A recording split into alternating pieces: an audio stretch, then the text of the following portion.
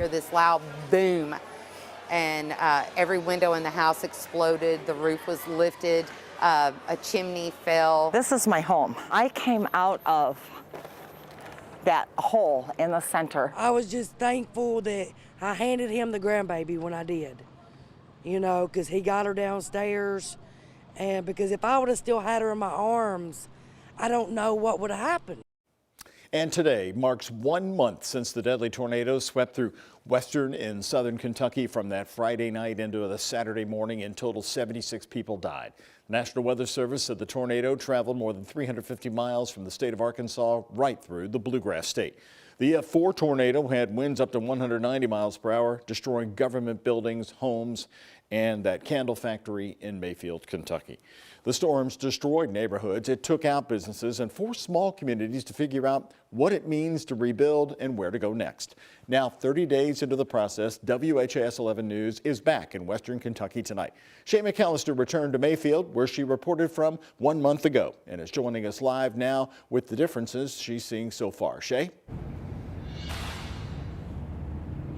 Well, Doug, we're certainly seeing some signs of a return to normalcy. For example, children were back in the classroom with their teachers and other classmates for the very first time today.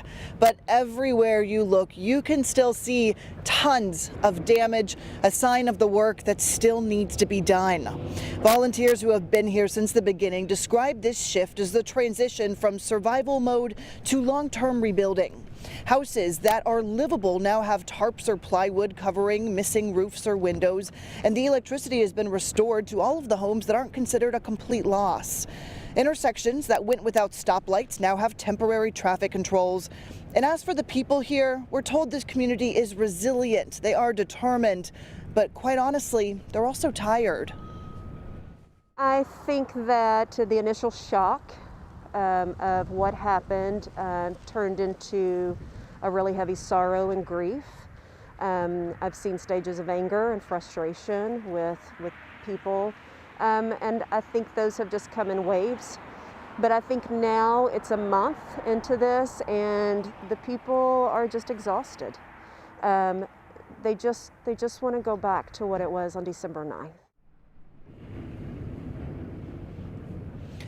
Life in Mayfield will never be the same. Those who live here know that better than anyone. But still, there are people who live in this community who are working hard every single day trying to make life better for their neighbors. Doug, I'm excited to introduce you to a few of them coming up here at 6.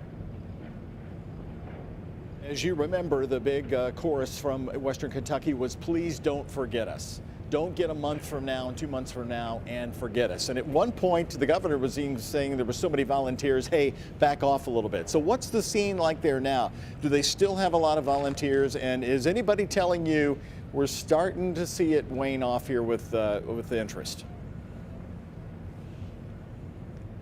Most definitely. I mean, that was the question for the Red Cross. I said when I was here, there was food trucks on every corner, you know, tents handing out T-shirts and water bottles everywhere you looked. Now all of that here in downtown Mayfield is gone. It's quiet down here. When you look around, Doug, you don't see nearly what you saw back then. But I will tell you this, there is an important group of people who are determined to make a difference in this town, not just people from Mayfield, but also volunteers who are committed to helping this community rebuild. And the Red Cross tells us they're actually going to be training this group not only in disaster relief, but in how to create a community from the ground up. Doug, that's what's next. All right, Shay, thank you very much. See you right here tonight at 6 o'clock.